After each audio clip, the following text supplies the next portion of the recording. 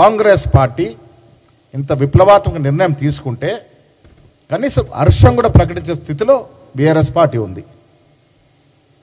అంటే ఇంత అక్కస్సు, ఇంత విషము బీసీల మీద ఎందుకు?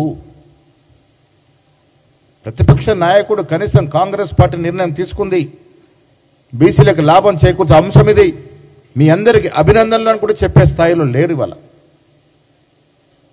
వాళ్ళ నాయకుడు చెప్పడు, మాజీ మంత్రులు చెప్పరు, టీఆర్ఎస్ నాయకులు ఎవరు చెప్పరు.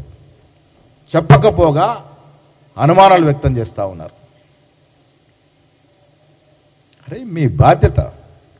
ఆనాటి మాజీ బీసీ మంత్రులను అడుగుతా ఉన్నాను, మీరు అనుమానాలు వ్యక్తం చేస్తూ ఉన్నారు కదా, ఇంత చక్కటి నిర్ణయం జరిగినప్పుడు ఎందుకు కనీసం హర్షం ప్రకటించే స్థాయిలో లేరా మీరు?